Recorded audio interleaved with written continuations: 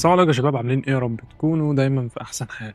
عودة جديدة يا صاحبي، واخيرا رجعنا للمحتوى القديم وخلاص القناة ده هتثبت على كده، وهتكون للمحتوى دوت بس فوتبول ليجا، دريم ليجا، لألعاب متنوعة يعني لكرة القدم، وخلاص مش هنفتح بيس تاني على القناة. يعني للأسف ما نفعش، أو القناة مصنفة على إنها مخصصة للألعاب اللي زي فوتبول ليجا، زي دريم ليجا، زي الحاجات دي.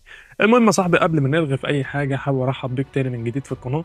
وإن شاء الله النهاردة جايب لك فيديو جامد جدا، لأن في الفيديو ده يا صاحبي هقول لك على طريقة إضافة نادي الأهلي أو شعار وأطقم النادي الأهلي داخل لعبة فوتبول ليجا. صلى على النبي في البداية، وما تنساش تدعي على إخواتنا ربنا يستر ويصبرهم، ويلا بينا نبدأ الفيديو على طول.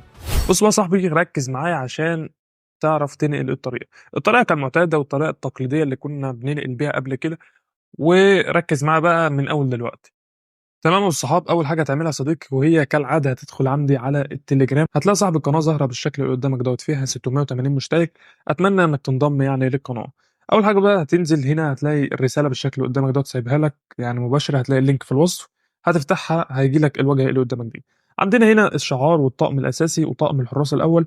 ومفيش يا جدعان اي اطقم تاني، لان يعني اللي بيعمل اطقم او الشخص اللي بيعمل اطقم لسه ما اعلنوش اصلا عن الطقم التاني او الطقم التالت او اطقم الحراس كامله يعني. فيا جدعان، صاحب الاطقم دي او صاحب الحاجات، صاحب فيديو النهارده، الفكره بتاعت فيديو النهارده، هو هتلاقي قناته في الوصف يعني، روح عليه. المهم يا صاحبي، خلينا نبدا بقى في الطريقه. واول حاجه هتعملها، هتاخد لينك الشعار كوبي، هتدوس عليه ضغطه مطوله، بعد كده نسخ الرابط. بعد كده هتروح للعبه. تمام يا الصحاب، بعد كده هتدخل هنا على كلمه تغيير اللاعب. وبعد كده يا صاحبي هتيجي على كلمه تغيير الفريق اللي في الاخر. بعد كده هتختار الشعار بتاع النادي الأهلي، هتدوس على القلم، وهتعمل لاصق اللينك هنا، وهتدوس موافق. ثانيتين يا صاحبي بالظبط، وهيظهر معاك الشعار بتاع النادي الأهلي بالشكل اللي قدامك ده، زي ما انت شايف كده الشعار ظاهر على الشمال فوق. تعالى بقى نجيب باقي الأطقم للعيبة. تمام يا الصحاب، دلوقتي هتاخد بقى لينك الطقم الأساسي، هتاخده نسخ. بعد كده هتروح رايح اللعبة. تمام يا صديقي، بعد ما تفتح واجهة الخطة هتيجي هنا على كلمة تغيير اللاعب. وبرضه هتيجي هنا على كلمة تغيير القميص اللي في النص. هتيجي هنا على الطقم الأول، هتدوس على أيقونة القلم، وهتعمل لاصق اللينك هنا وتدوس موافق. ظهر معانا يا صاحبي الطقم الاول للاعبين زي ما انت شايف كده. تعالى بقى استعرضه لك بشكل كامل. ده يا صاحبي شكل الطقم زي ما هو ظهر قدامك كده، بالشكل اللي قدامك يعني، الطقم الاحمر وفيه خطوط ذهبي كده، ويعني شكل الطقم خرافي صراحه. تعالى بقى ننقل لاخر طقم، وهو طقم الحراس.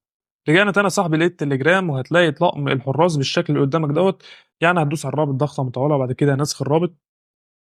بعد كده هتروح رايح اللعبه. تمام الصحاب، هتيجي هنا على تغيير القميص، وهتيجي هنا على الطقم الاول الحراس.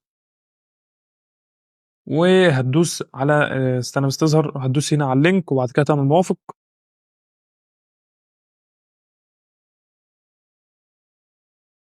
كده يا صاحبي ظهر معانا الطقم الاول للحراس زي ما ظهر قدامك بالشكل المميز دوت. فبص يا صاحبي، ده كان فيديو النهارده، لحد ما يضيفوا او يعلنوا على الاطقم الجديده ان شاء الله هيكون في فيديو شامل برضو على الاطقم الجديده للنادي الاهلي. صلى على النبي قبل ما تمشي، وما تنساش تدعي لاخواتنا زي ما قلت لك. وبس يا صاحبي، ما تنساش تدعم الفيديو دوت لايك يعني، عشان الريتش واقع وكده. واشوفك الفيديو الجاي ان شاء الله، مع السلامه.